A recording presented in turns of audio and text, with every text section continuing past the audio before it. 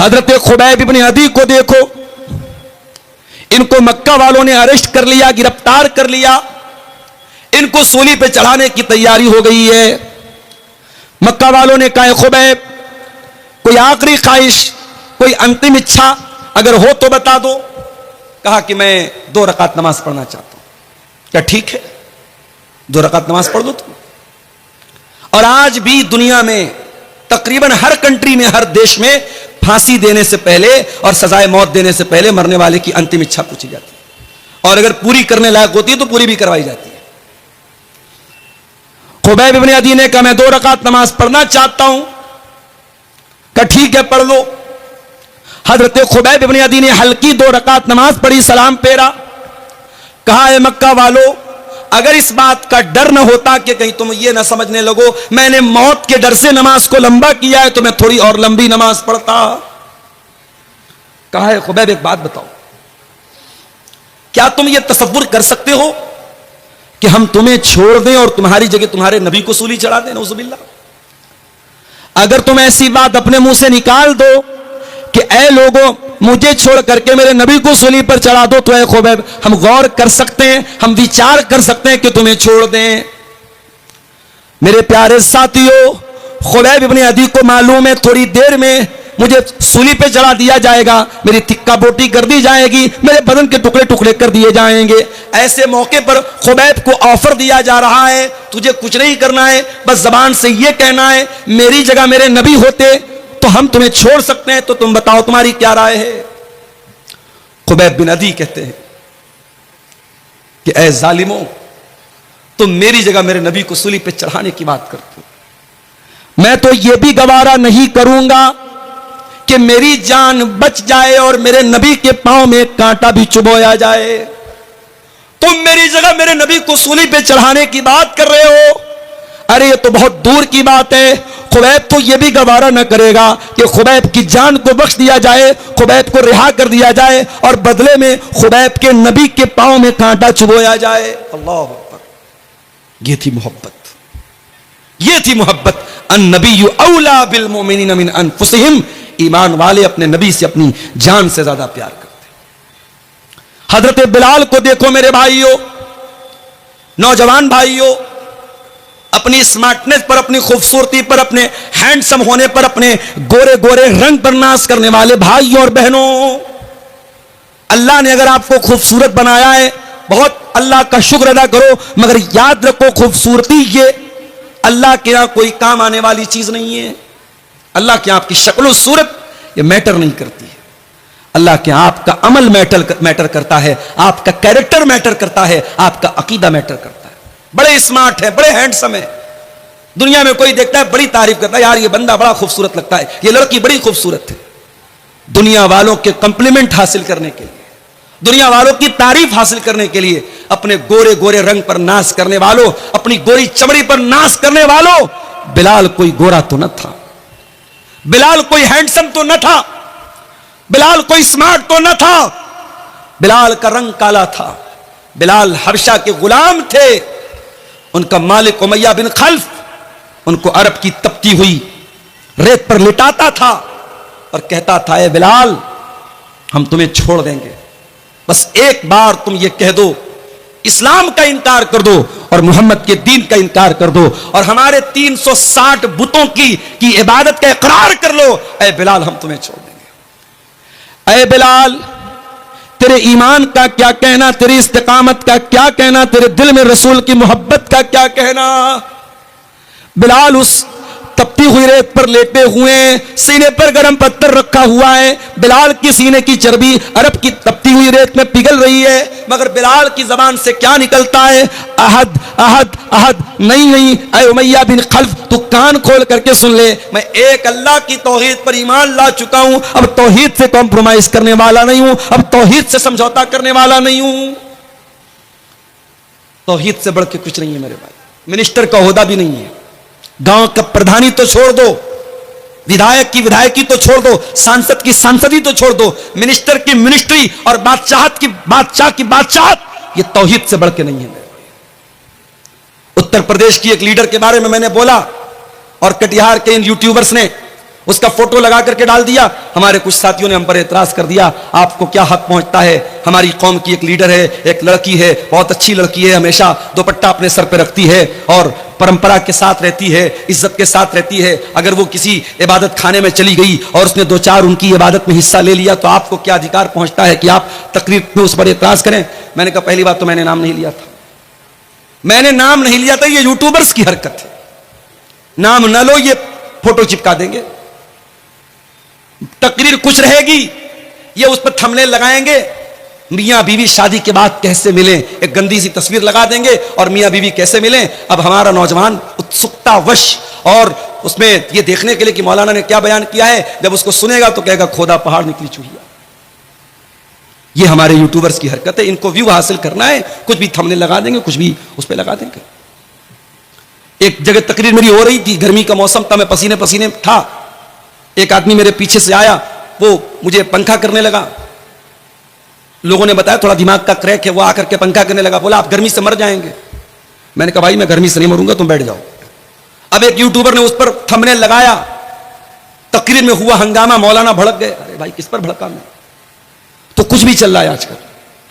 मैंने तकरीर में सिर्फ इतना बयान किया उत्तर प्रदेश की एक लीडर के बारे में, मैंने नाम भी नहीं लिया, मैंने कहा एक लीडर है, मुसलमान लीडर हैं, बड़ा उनकी तारीफ हो रही कि साहब बहुत अच्छे परिवार से उनका संबंध है और बहुत सारे वोटों से जीत करके वो आई हैं और पार्लियामेंट में हमारी नुमाइंदगी कर रही हैं। उनका एक वीडियो मैंने देखा कि एक इबादत खाने में, गैर मुस्लिमों के इबादत खाने में दाखिल हुई और उनकी इबादत में उनके जो धार्मिक क्रियाक्रम होता है उसमें शामिल हुई। मैंने कहा यह गलत है। एक सीधी सीधी बात सुन लो, अभी दिल्ली में ऑल इंडिया अहले हदीस कॉन्फ्रेंस हुई, मेरी तकरीर होने वाली थी, वहां बनारस से मेरी फ्लाइट थी, मैं नहीं जा सका। उस कॉन्फ्रेंस में मेरी तकरीर का जो टॉपिक था वो क्या था, इस्लाम और मजहबी रवादारी, इस्लाम एंड रिलीजियस टॉलरेंस। इस्लाम दूसरे के मजहब के बारे में हमें अपने अंदर बर्दाश्त का मादा पैदा करने का हुक्म देता है, ये मेरा टॉपिक था। तो मैं उस तकरीर में जो बात बयान करने वाला था, जो मैंने नोट्स बनाए थे, उसमें एक बात मैंने ये भी लिखी थी कि रवादारी का मतलब, टॉलरेंस का मतलब यह नहीं है कि मैं आपके मजहब पर अमल करूं, आप मेरे मजहब पर अमल करें। टॉलरेंस तो यह है आप अपने धर्म पर अमल करें, मैं अपने मजहब पर अमल करूं, ना मुझे आपके मजहब पर कोई एतराज हो, ना मैं आपके मजहब को कुछ बुरा भला कहूं और ना आप मेरे मजहब के साथ कोई छेड़छाड़। यह टॉलरेंस है।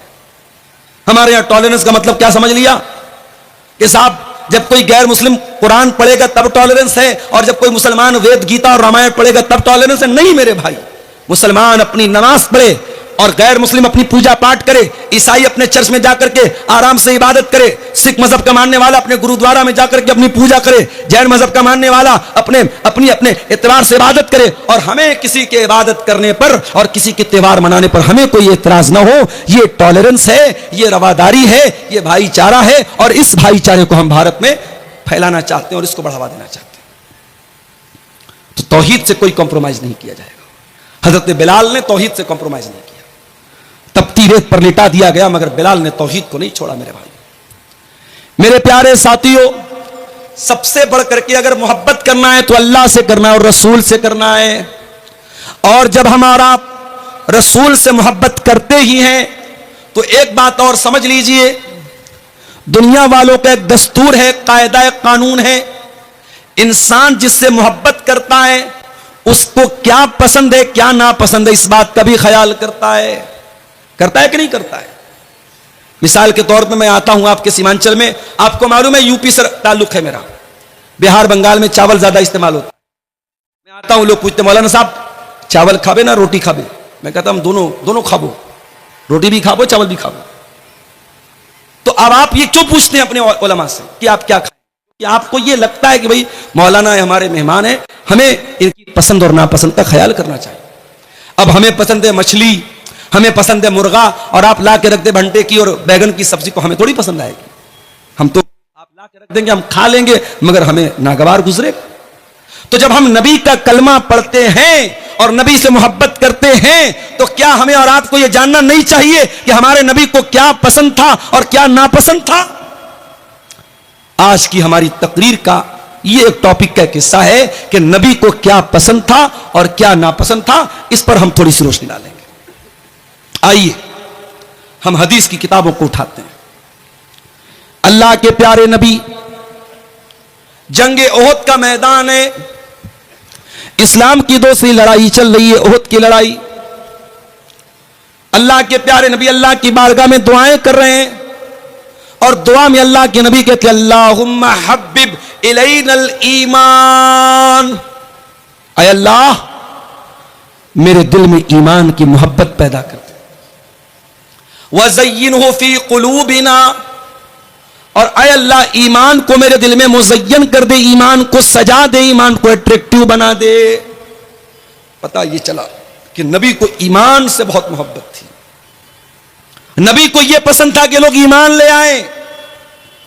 सीमांचल वालों, मनसाही और कटिहार के लोगों, मैं आपसे सवाल करता हूं, आप यह बताइए कि ईमान किसको बोलते हैं? कितने लोग हैं उनसे सवाल करो, साहब ईमान किसको बोलते हैं? नहीं मालूम। चलिए आपको बता देता हूं ईमान किसको बोलते हैं। ईमान 6 चीजों को बोलते हैं। अंतुमिना बिल्लाही व मलाइकतिही व कुतुबिही व रुसुलिही वल यौमिल आखिर वल क़द्रि खैरिही व शर्रिही। 6 चीजों को मानने का नाम ईमान है। अल्लाह को मानना, उसके फरिश्तों को मानना, उसके रसूलों को मानना, उसकी किताबों को मानना, कयामत के दिन को मानना और तकदीर को मानना। इन 6 चीजों को माने बगैर कोई मोमिन नहीं हो सकता, कोई ईमान वाला नहीं हो सकता। और यह भी नोट कर लो, ईमान सिर्फ दिल की आस्था का नाम नहीं है। ईमान दिल से मानने को भी कहते हैं और जबान से इकरार करने को भी कहते हैं और अमल करने को भी कहते हैं। अगर कोई जबान से इकरार करता है और दिल से सच नहीं मानता तब भी मोमिन नहीं है। कोई दिल से सच मानता है, जबान से इकरार नहीं करता है तब भी मोमिन नहीं है। और अगर कोई जबान से इकरार भी करता है, दिल से तस्दीक भी करता है और अमल नहीं करता है तो ईमान वाला तो है मगर कमजोर ईमान वाला है, क्योंकि अमल से ईमान घटता और बढ़ता है। ईमान घटता और बढ़ता है। जलसे में आप आए, तकरीर आपने सुनी, आपका ईमान बढ़ गया। घर गए, मोबाइल में देखने लगे, यूट्यूब पर कोई उल्टी सीधी चीजें आपके सामने नजर से गुजर गई, फेसबुक पर कोई चीज आप देखने लगे, अब दीन और ईमान का लेवल कमजोर होने लगा। ईमान का लेवल फ्लक्चुएट करता है, अप एंड डाउन होता है। इसीलिए अल्लाह कुरान में कहता है इन्नमल मुमिनून अल्लज़ीना इज़ा ज़ुकिरल्लाहु वजिलत क़ुलूबुहुम। मोमिन तो वो लोग होते हैं जब अल्लाह का नाम उनके सामने लिया जाए उनका दिल कांप जाता है, उनका दिल लरस जाता है, उनका दिल डर जाता है। अल्लाह का नाम लिया जाए तो दिल डर जाए। दिल डरता है क्या हमारा? नहीं डरता। अरे हम लोग तो इतने सख्त दिल हो चुके हैं, अपने हाथों से अपने मुर्दों को कब्रिस्तान में दफनाते हैं और फिर भी हमारे दिल के ऊपर कोई असर नहीं पड़ता है। मेरे भाइयों, हमारे दिल पत्थरों से भी ज्यादा कठोर हो चुके हैं, पत्थरों से भी ज्यादा सख्त हो चुके हैं। इन्नमल मुमिनून अल्लज़ीना इज़ा ज़ुकिरल्लाह। मोमिन तो वो लोग होते हैं जब अल्लाह का नाम लिया जाए वजिलत क़ुलूबुहुम तो उनके दिल कांपने लगते हैं। व इज़ा तुलियत अलैहिम आयातुहु और जब अल्लाह ताला की आयतें उनके सामने पढ़ी जाएं ज़ादतहुम ईमाना उनका ईमान बढ़ जाता है, उनके ईमान का लेवल हाई हो जाता है, उनके ईमान की चार्जिंग बढ़ जाती है। एक बात पूछूं आपसे, अपने नौजवानों से पूछना चाहूंगा, अपने यूट्यूब की हिस्ट्री जरा चेक करके बताओ, लास्ट टाइम आपने कुरान की तिलावत को कब सुना था? अपना मोबाइल चेक करके बताओ, आखिरी बार आपने कुरान की तिलावत कब की थी और कुरान की तिलावत को सुना कब था?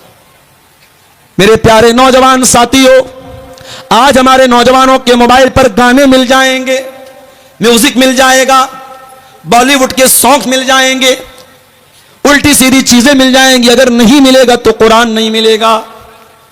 मेरे प्यारे नौजवान भाइयों, जिस नबी से आप मोहब्बत करते हैं, जिस नबी का कलमा पढ़ते हैं, उस नबी ने म्यूजिक की आवाज को कभी अपने कानों में आने न दिया और वो नबी कुरान को पढ़ा भी करते थे और कुरान को सुना भी करते थे।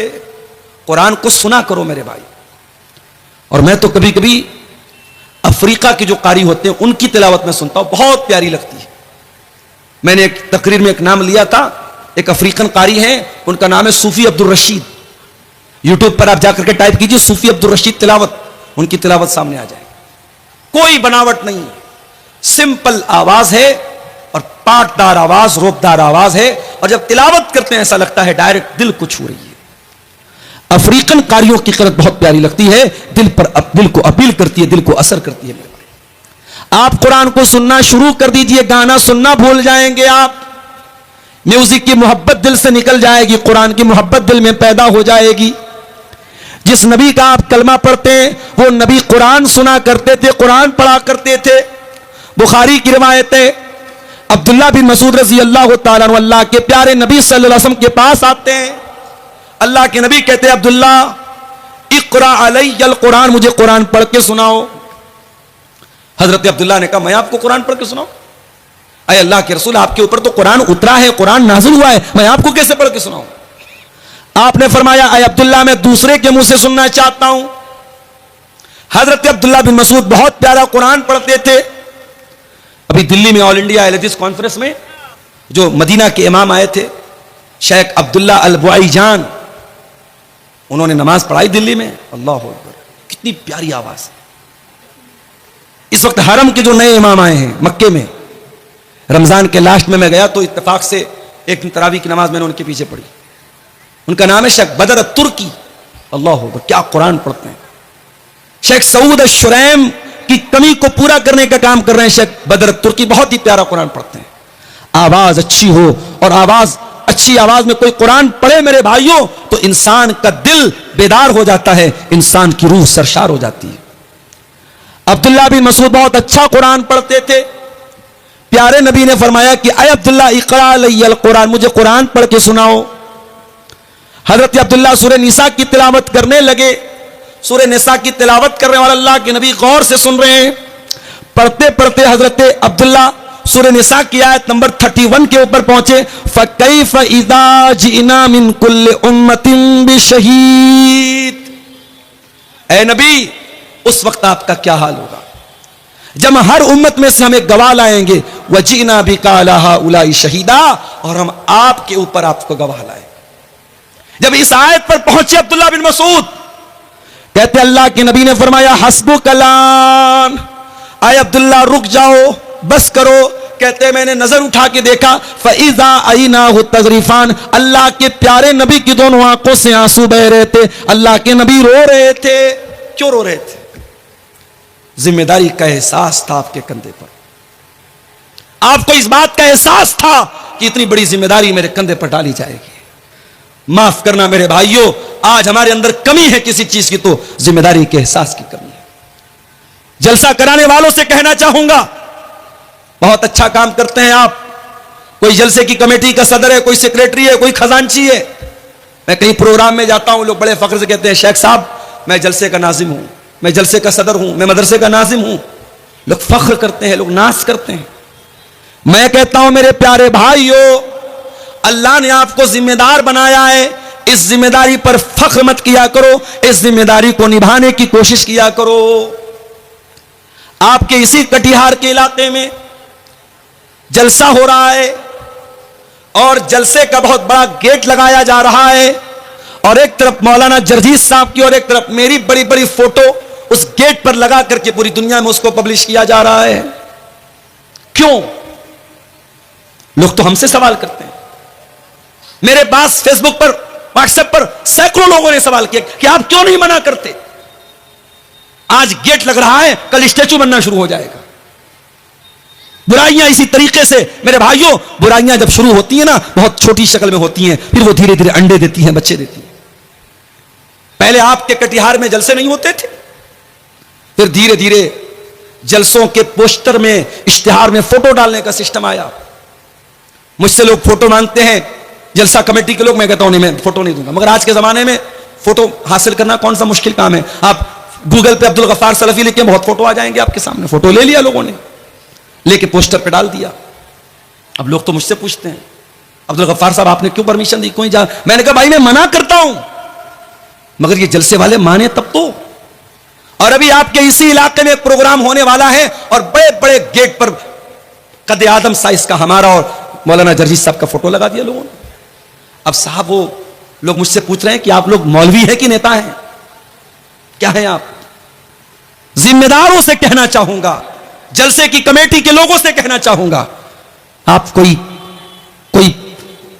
राजनीतिक प्रोग्राम नहीं करते हैं, कोई पॉलिटिकल प्रोग्राम नहीं है, आप एक रिलीजियस फंक्शन, एक धार्मिक आयोजन, एक मजहबी प्रोग्राम करते हैं। और जब मजहबी प्रोग्राम करते हैं तो मजहब के दायरे में रह करके काम कीजिए।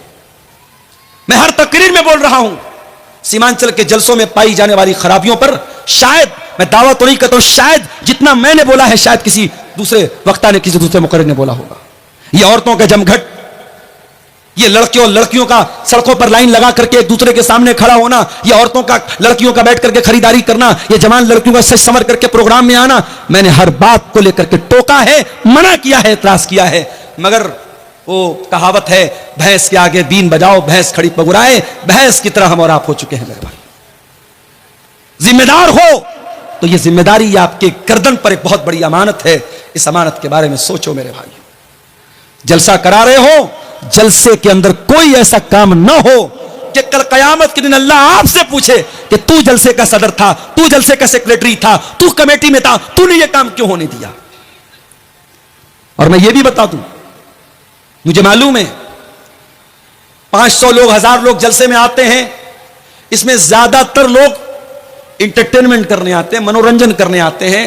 किसकी तकरीर कैसी थी, बंगला वक्ता कैसा बोला, उर्दू वक्ता कैसा बोला, अब्दुल गफ्फार साहब कैसा बोले, फला साहब कैसा बोले, बस वो इसी मकसद के लिए आते हैं। मगर मैं ये भी जानता हूं, इन हजारों लोगों की भीड़ में शायद अल्लाह मेरी तकरीर को सुन करके किसी एक बंदे को हिदायत दे दे। वल्लाह मैं नहीं जानता कि इस मैदान में मैं जो भी मेहनत कर रहा हूं, यह मेहनत अल्लाह के कबूल होगी कि नहीं। कल रात में उत्तर प्रदेश में सिद्धार्थनगर में प्रोग्राम था, नेपाल बॉर्डर के करीब, बनारस से 300 किलोमीटर दूर। वहां मैं दोपहर में क्लास करता हूं, बाई कार वहां रात में 10 बजे पहुंचता हूं, रात में 1 बजे वहां से तकरीर करने के बाद उसी कार से बनारस वापस आता हूं, सुबह 7:30 बजे घर पहुंचता हूं, फिर बैग लेता हूं, मदरसे जाता हूं, मदरसे बच्चों को पढ़ाता हूं, फिर मदरसे से डायरेक्ट आपके बिहार के लिए निकल जाता हूं। मुझे पूरी रात बिस्तर नसीब नहीं हुआ मेरे भाई। मैं ये नहीं कहता कि मैं बहुत कुर्बानी दे रहा हूं, लेकिन जो मेहनत हो रही है हमें नहीं मालूम कि अल्लाह इसको कबूल करेगा। हम तो दुआ कर सकते हैं, उम्मीद कर सकते हैं मेरे भाई। मगर वल्लाह बता रहा हूं, जब कटिहार में, पूर्णिया में, अररिया में, किशनगंज में कहीं पर भी कोई नौजवान मिलता है और कहता है शेख साहब आपकी तकरीर सुनते सुनते मैं पहले नमाज नहीं पढ़ता था, अब नमाज पढ़ने लगा, पहले जुआ खेलता था, अब जुआ खेलना बंद कर दिया, पहले गलत लाइन में था, अब उस लाइन मैंने छोड़ दिया। ऐसा लगता है आय अल्लाह ये रातों का जागना, ये आराम कुर्बान करना, ये लंबे लंबे सफर करना, ये अपनी जान को खतरे पे डालकर कोहरे के मौसम में इतने लंबे लंबे बाई रोड सफर करना, आय अल्लाह शायद ये सफर, ये मेहनत अगर किसी एक बेनमाजी के नमाजी बनने से और किसी एक गलत इंसान के सही राह पे आ जाने से अगर ये मेहनत तेरी बारगाह में कबूल हो जाए तो शायद इसी के बहाने हमारा बेड़ा पार हो जाए। मेरे प्यारे भाइयों, जिम्मेदारी बहुत बड़ी चीज है। अल्लाह के प्यारे नबी के सामने कुरान पढ़ा गया, आप रोने लगे, क्यों?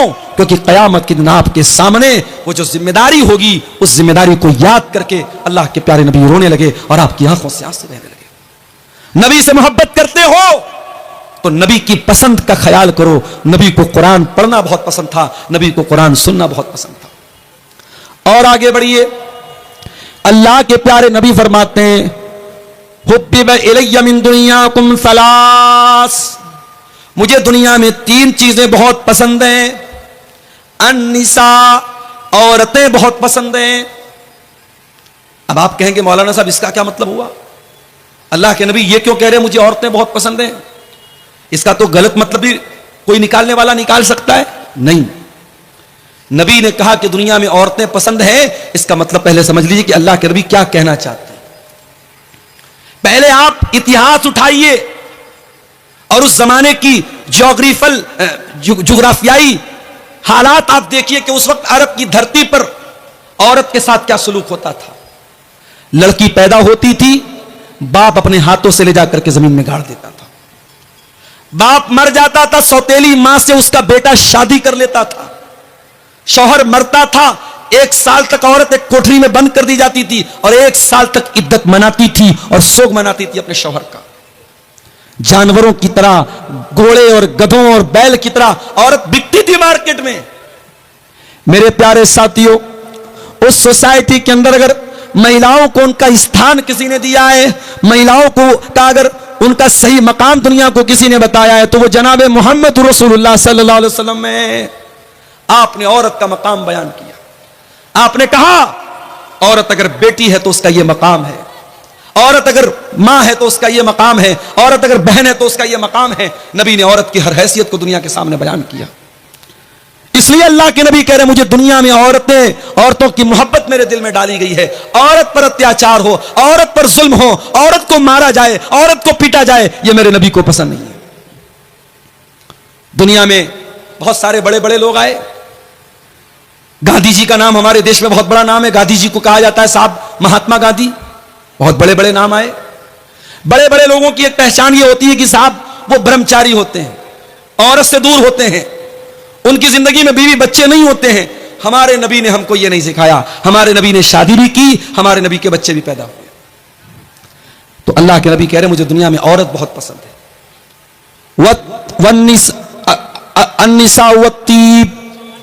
और दूसरी चीज जो मुझे बहुत ज्यादा पसंद है, खुशबू बहुत पसंद है। अल्लाह के नबी को खुशबू बहुत पसंद थी और इसीलिए कोई खुशबू अगर तोहफे में दे तो ले लेना चाहिए। खुशबू का तोहफा लौटाना नहीं चाहिए। खुशबू का तोहफा रिजेक्ट नहीं करना चाहिए। कोई तोहफे में खुशबू दे तो ले लेना चाहिए। उसके बाद तीसरी चीज क्या है? जो इलत कुर्रतु ऐनी फिस्सलाह, नमाज मेरी आंखों की ठंडक है। नमाज मेरी आंखों की ठंडक है। अब जरा सीने पर हाथ रखो, दिल पर हाथ रखो और बताओ कल फजर, जुहर, असर, मगरिब, इशा 4 टाइम की नमाज में से आपने कितने टाइम की नमाज पढ़ी है? आप दिल पर हाथ रख के बताओ। अगर आपको यह लगता है कि नहीं मौलवी साहब मैं बहुत बड़ा कारोबारी हूं, मैं बहुत बड़ा बिजनेसमैन हूं, बहुत बड़ा व्यापारी हूं, मुझे नमाज पढ़ने का टाइम नहीं मिल रहा था, तो माफ करना मेरे भाई, आपके कारोबार से बढ़ करके नमाज है, नमाज से बढ़ करके आपका कारोबार नहीं है। अल्लाह ताला कुरान करीम में कहता है मेरे मुत्तकी बंदे वो हैं, मेरे परहेजगार बंदे वो हैं, रिजालुल्ला तुलहीहिम तिजारतुन वला बैउन अन जिक्रिल्लाह। मेरे मुत्तकी बंदे वो हैं, उनका कारोबार, उनका लेन देन उनको नमाज से गाफिल नहीं करता है। वो नमाज अपने टाइम पर पढ़ते हैं, कारोबार के बावजूद, लेन देन के बावजूद वो नमाज के मामले में कभी कोई लापरवाही नहीं करते हैं। यखाफून यौमन ततक़ल्लबु फीहिल क़ुलूब वल अबसार। उनके दिल में अल्लाह का डर होता है, उनके दिल में क़यामत के दिन का डर होता है। क़यामत के दिन पहला सवाल यह नहीं होगा कि आप कितना पैसा कमाते थे, आपके बच्चे कितने थे, आपकी बीवी कैसी थी, आपका परिवार कैसा था। दुनिया का पहला सवाल क़यामत के दिन क्या होगा? इन्ना अव्वल मा युहासबु बिल अब्दु यौमल क़ियामति सलातु। बंदे से पहला सवाल नमाज के बारे में। नमाज के बगैर जन्नती जन्नत में नहीं जाएगा और बेनमाजी इसी बेनमाजी होने की वजह से जहन्नम में जाएगा। अल्लाह कुरान के 29वें पारे में कहता है जब जन्नती जन्नत में चले जाएंगे, जहन्नमी जहन्नम में चले जाएंगे, जन्नती जहन्नमियों से सवाल करेंगे मा सलककुम फी सकर। ऐ जहन्नमियों तुम जहन्नम में क्यों आए? तुमने कौन सा ऐसा गुनाह किया था तुम जहन्नम में चले आए? क़ालू लम नकु मिनल मुसल्लीन। तो जहन्नमी जवाब देंगे हम नमाज नहीं पढ़ते थे। मेरे भाइयों अगर नबी से मोहब्बत करते हो, नबी को नमाज से बहुत मोहब्बत थी। नबी जब टेंशन में होते थे तो बिलाल से कहते थे या बिलाल अरिहना बिस्सलाह। ऐ बिलाल नमाज के जरिए हमारे दिल को सुकून अता करो। मेरे नबी जब टेंशन में होते थे नमाज में खड़े हो जाते थे, मुसल्ले पर खड़े हो जाते थे। नमाज के जरिए बंदा अपने रब से सबसे ज्यादा करीब होता है। मेरे नौजवान भाइयों जिनको जॉब नहीं मिल रही है, जो गवर्नमेंट जॉब के लिए एग्जाम दे करके बैठे हैं और रिजल्ट के इंतजार में हैं, जो आईएएस की तैयारी कर रहे हैं, जो आईपीएस की तैयारी कर रहे हैं, जो यूपीएससी की तैयारी कर रहे हैं, जो बीपीएससी की तैयारी कर रहे हैं, जो नीट के एग्जाम की तैयारी कर रहे हैं, दुनिया की कोई भी टेंशन हो, आओ अल्लाह की बारगाह में सजदा तो करो, अल्लाह के आगे अपना सर तो झुकाओ, अपने रब से सजदे में मांग लो जो मांगना है। और खास तौर से रात में अगर टाइम मिले तो तहज्जुद की नमाज पढ़ लो मेरे भाइयों, और तहज्जुद की नमाज में सजदे में मांग लो अल्लाह से जो मांगना है, इंशाअल्लाह आपकी दुआ कबूल होगी। अक़रबु मा यकूनुल अब्दु मिन रब्बिही व हुवा साजिद, बंदा अपने रब से सबसे ज्यादा करीब अगर होता है तो सजदे की हालत में होता है। और आगे बढ़िए, अल्लाह के नबी को एक चीज और बहुत ज्यादा पसंद थी, और वो चीज क्या थी? शर्म व हया बहुत ज्यादा आपको पसंद थी। एक मर्तबा एक औरत आपके पास आई, औरत का नाम था फातिमा बिनते उक़बा। वो बैत लेने के लिए आई। उसने आकर के, पर्दे के उस पार औरत है, इस पार अल्लाह के नबी हैं। वो कहती है अल्लाह के नबी मैं बैत करती हूं। नबी ने कहा बैत करो, वो कहती है मैं बैत करती हूं। आपने कहा बैत करो, अल्लाह के साथ शिर्क नहीं करोगी। उसने कहा हम अल्लाह के साथ शिर्क नहीं करेंगे। आपने कहा चोरी नहीं करोगी। उसने कहा चोरी नहीं करेंगे। आपने कहा जिना नहीं करोगी। जब उस लड़की ने, उस औरत ने जिना का नाम सुना, हदीस के अल्फाज है, मुस्नद अहमद की रिवायत है, उस औरत ने अपने हाथ को अपने सर पर रखा। उसको बहुत हैरत हुई। इज्जतदार औरत, शरीफ औरत, अच्छे खानदान की औरत जिना के बारे में सोच भी नहीं सकती है। अरे अल्लाह के नबी, आप मुझसे बैत लेना चाहते हैं, मैं तो जिना के बारे में सोच भी नहीं सकती। अल्लाह के नबी को उस औरत का अंदाज बहुत पसंद आया। आपने हजरत आयशा से कहा कि देखो कितनी शरीफ औरत है, कितनी इज्जतदार औरत है। जिना का नाम आया तो उसने फौरन सर पर हाथ रख लिया। उसके लिए यह तसव्वुर के बाहर की बात है, ये सपोज भी नहीं कर सकती, ये सोच भी नहीं सकती कि जिना करेगी वो औरत। और आज हालात क्या है? आज हालात ये हैं कि पहले के दौर में पूरे गांव में, पूरे इलाके में अगर किसी के बारे में ये सुन लिया जाए कि वो गलत काम कर रहा है या वो लड़की गलत काम कर रही है, पूरा गांव थूकता था उस लड़का और लड़की के ऊपर। और आज हालात ये है मेरे भाइयों, हालात ये है, गर्लफ्रेंड बॉयफ्रेंड ये कल्चर आम होता चला जा रहा है। और आज जिनाकारी और बदकारी को प्रमोट किया जा रहा है। आज रेलवे स्टेशन पर चले जाओ, बड़े बड़े पार्कों में चले जाओ, बड़े बड़े होटलों में चले जाओ, मुसलमान लड़कियां, मुसलमान लड़के आपको इस लानत में, इस बुराई में, इस दलदल में मुब्तला नजर आएंगे मेरे भाई। जिना से अपने आप को बचाओ मेरे भाइयों। अल्लाह के नबी बेहयाई को बहुत ज्यादा नापसंद करते थे और हया को बहुत ज्यादा पसंद करते थे। और आगे बढ़िए, अल्लाह के नबी को एक चीज और बहुत ज्यादा पसंद थी, और वो चीज ये थी कि अल्लाह के प्यारे नबी कभी किसी को ना नहीं करते थे। सखावत बहुत करते थे अल्लाह के नबी, बहुत सखी थे आप। बहुत पैसे वाले तो नहीं थे, बहुत दौलत वाले तो नहीं थे, मगर जितना अल्लाह ने नवाजा था आप अल्लाह की राह में खर्च कर देते थे। अपने इंतकाल से एक दिन पहले अल्लाह के नबी ने अपने सारे हथियार मुसलमानों को दे दिए। जो भी तीर थे, तलवार थे, सब मुसलमानों को हिबा कर दिए, दे दिए। आपके घर में 7 दीनार रखे हुए थे, आपने उन 7 दीनारों को सदका खैरात कर दिया। अपने लिए कोई जमीन ना इकट्ठा की, अपने लिए कोई जायदाद ना बनाई, कोई प्रॉपर्टी ना बनाई। एक मर्तबा एक साहबी ने आपके कीमती चादर लाके दे दी। उस वक्त अल्लाह के नबी को उस चादर की जरूरत भी थी और आपको वो चादर बहुत पसंद भी थी। आपने उस चादर को अपने बदन पे ओढ़ लिया। एक दूसरे साहबी आए, कहने लगे अल्लाह के नबी अगर आप बुरा ना माने तो ये चादर मुझको दे दें। सहाबा किराम को बहुत बुरा लगा कि अल्लाह के नबी को उस चादर की जरूरत भी है और अल्लाह के नबी को वो चादर पसंद भी है, और सहाबी जानते हैं कि अल्लाह के नबी किसी को ना नहीं करते, फिर भी वो चादर मांग रहे हैं। उन्होंने कहा अल्लाह के नबी अगर आप मुझे अपनी ये चादर दे दें तो बड़ा अच्छा होगा। नबी ने अपने बदन की वो चादर उतारी और सहाबी को दे दी। जैसे ही नबी ने साहबी को चादर दे दी, साहबी ने चादर को चूम लिया।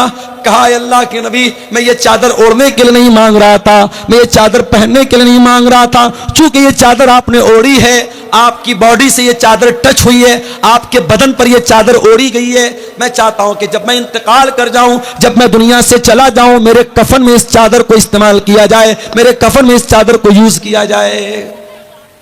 मगर मसला याद रखिएगा, नबी के बदन को अल्लाह ताला ने बरकत वाला बनाया था और नबी के बदन से तबर्रुक हासिल सहाबे किराम करते थे। अब किसी ऐरे गहरे नत्थु खैरे आज के दौर के किसी आलिम, किसी इमाम, किसी पीर, किसी बुजुर्ग को यह अधिकार नहीं है कि उसके बदन को लोग बरकत वाला समझे और उसके बदन का उतरा हुआ कपड़ा उसको लोग बरकत वाला समझ के पहने। इसकी इजाजत नहीं है। यह चीज नबी के साथ खास थी, सहाबा के साथ खास थी। सहाबा नबी के बदन को बरकत वाला समझते थे और नबी ने उनको मना भी नहीं किया। बाद में किसी के इंसान के लिए इसकी परमिशन नहीं दी गई। तो नबी को कंजूस लोग पसंद नहीं थे। एक साहबी अल्लाह के नबी के पास आए, बहुत मैला कुचैला कपड़ा पहने हुए थे, बड़ा फटा पुराना कपड़ा पहने हुए थे। आपने पूछा अलका मिन माल, क्या तेरे पास मालो दौलत है, पैसा है, रुपया है? कहा अल्लाह के नबी बहुत पैसा है, इतने ऊंट है, इतने गाय, इतने बैल, इतने बकरियां हैं। आपने फरमाया जब इतने पैसे वाला तू है तो ये फटा पुराना कपड़ा क्यों पहन के आया है? ऐ मेरे सहाबी, जब अल्लाह ताला तुमको कोई नेमत देता है तो अल्लाह ताला ये चाहता है कि वो नेमत तुम्हारे बदन पे नजर आए।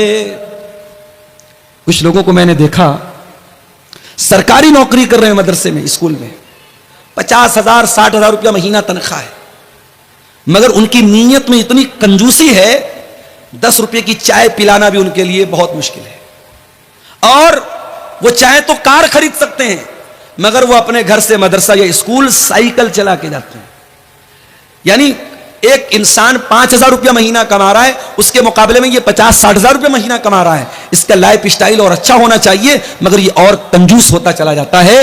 याद रखो मेरे भाई, अगर अल्लाह ताला आपको नेमत देता है, अगर अल्लाह ने आपको दौलत वाला बनाया है तो आपकी वेशभूषा से, आपके कपड़े से, आपकी ड्रेस से ये पता लगना चाहिए कि हां अल्लाह ने आपको नवाजा है। ये इस्लाम में कोई अच्छी चीज नहीं है कि आप पैसे वाले हैं और फटा पुराना मैला कुचैला कपड़ा पहने। इस बात की इस्लाम के अंदर अल्लाह के नबी ने उसको पसंद नहीं किया है। नबी ने पसंद क्या किया है? जब अल्लाह ताला ने आपको कोई नेमत दी है तो वह नेमत आपके ऊपर नजर आनी चाहिए। इसी तरीके से मेरे भाइयों, अल्लाह के नबी को एक चीज और बहुत ज्यादा पसंद थी और वो चीज ये थी कि आप आखिरत की नेमतों को पाना चाहते थे और दुनिया की नेमतों से बस जरूरत बड़ा फायदा उठाते थे। दुनिया से आप दिल न लगाते थे, दुनिया से बहुत ज्यादा आप रिश्ता नहीं जोड़ते थे। इसकी 2-3 मिसालें आपके सामने बयान कर देता हूं मैं। अल्लाह के प्यारे नबी के पास एक मर्तबा सहाबे किराम आते हैं, चटाई पर अल्लाह के नबी लेटे हुए हैं और चटाई के निशान आपके बॉडी के ऊपर, आपके शरीर के ऊपर पड़े हुए हैं। सहाबे किराम अपने नबी की ये हालत देख करके तड़प जाते हैं। सहाबे किराम कहते लवी तखजना लका वीतान या रसूल अल्लाह, अय अल्लाह के नबी आप हमको इजाजत दे दे, हम आपके लिए आराम दे, गद्दे का इंतजाम कर दे, बिस्तर का इंतजाम कर दें। आपने फरमाया माली वली दुनिया, ऐ मेरे सहाबा मेरा दुनिया से क्या लेना देना है? मा अना इल्ला कराकिबिन इस्तज़ल्लत तहत शजरतिन सुम्मा राह फतरकहा। ऐ मेरे सहाबा मैं तो दुनिया में उस मुसाफिर की तरह हूं जो सफर पे निकला है और किसी पेड़ की छांव में आराम कर रहा है और थोड़ी देर वो आराम करता है फिर अपनी मंजिल की तरफ चला जाता है। ऐ मेरे सहाबा ये दुनिया मेरे लिए वक्ती आराम करने की जगह है, ये दुनिया मेरी मंजिल नहीं है, ये मेरी आराम करने की जगह है, ये मेरा आखिरी ठिकाना नहीं है। ये अल्लाह के नबी का मिजाज था, ये अल्लाह के नबी की पसंद थी। और आगे बढ़िए, एक मर्तबा हजरत उमर आते हैं अल्लाह के नबी के कमरे में।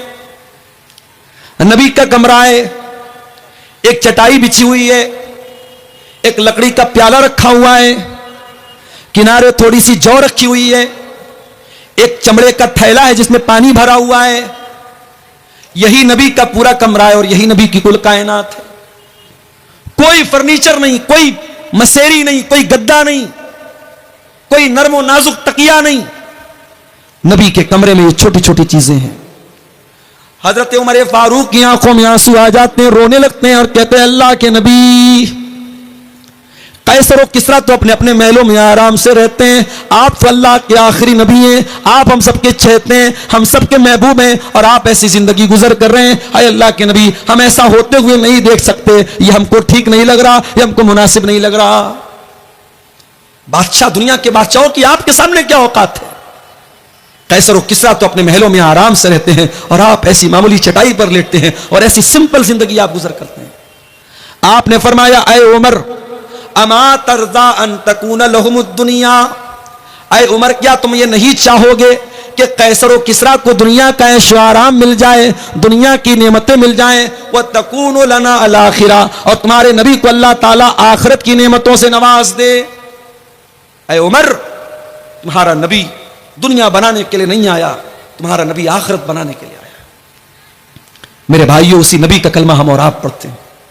हम और आप गौर करें, 24 घंटे को हम डिवाइड करें कि 24 घंटे में कितने घंटे हम दुनिया को देते हैं और कितने घंटे आखिरत को देते हैं।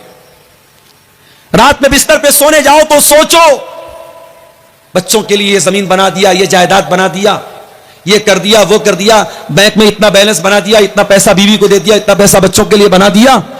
कब्र की जिंदगी के लिए आपने क्या किया? आखिरत की जिंदगी के लिए आपने क्या किया? कयामत के दिन को अल्लाह की बारगाह में जवाब देने के लिए आपने क्या तैयारी करके रखी है?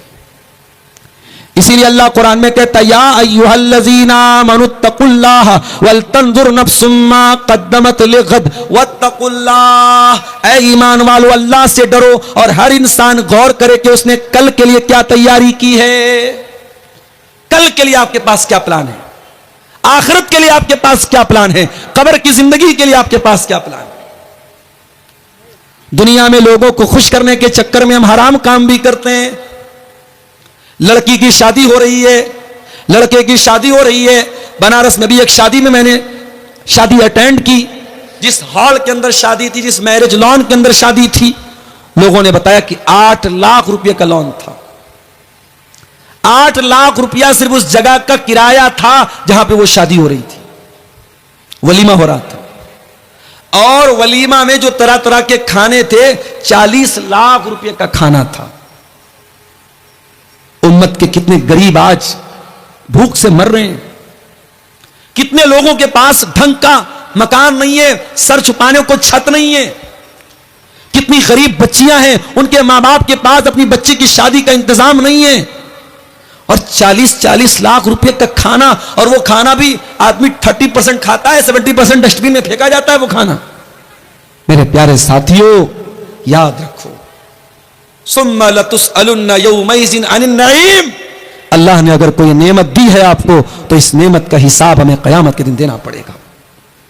हम और आप ये तसव्वुर करें और सोचें कि अल्लाह ने ठीक है हमको दौलत से नवाजा है, पैसा है हमारे पास, मगर एक दिन की शान और शौकत के लिए पानी की तरह पैसा बहाना, और जहां दौलत की जरूरत है, जहां सरमाए की जरूरत है, जहां पैसे की जरूरत है, वहां अपने दिल को छोटा कर लेना, मेरे भाइयों, ये अच्छी बात नहीं है। नबी ने हमें यह सबक दिया कि दुनिया से नहीं, आखिरत से दिल लगाओ और आखिरत की तैयारी करो। अब आइए तकरीर के दूसरे पॉइंट की तरफ। अल्लाह के नबी को क्या नापसंद था, जल्दी जल्दी 2-4 चीजें देख लेते हैं। अल्लाह के नबी फरमाते हैं, इन्ना अबग़ज़कुम इलैया व अबअदकुम मिन्नी मजलिसन यौमल क़ियामति अस्वउकुम अख़लाक़ा।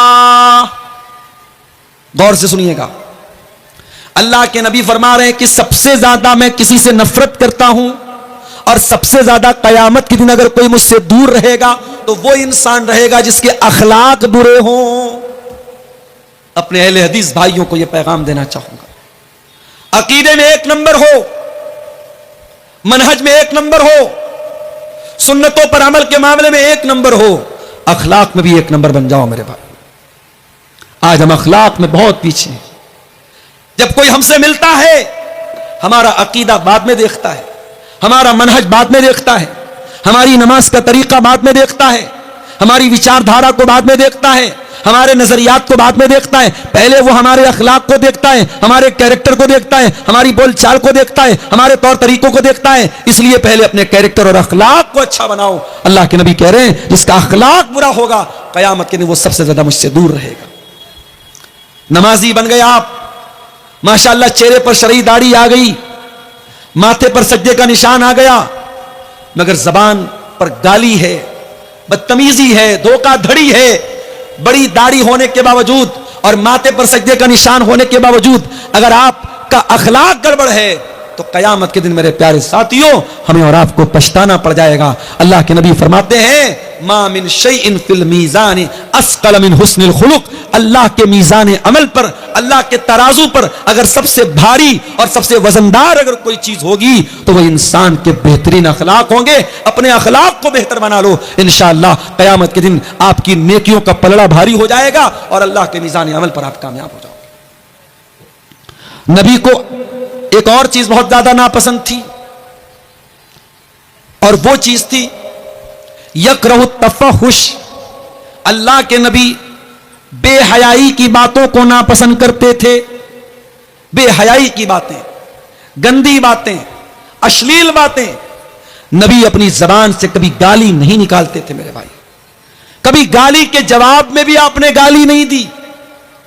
कभी कोई प्राइवेट टाइप की बात आई, कभी मियां बीवी के बीच के रिश्ते की बात आई, तो नबी ने वहां पर भी बहुत ही हल्के अल्फाज इस्तेमाल किए।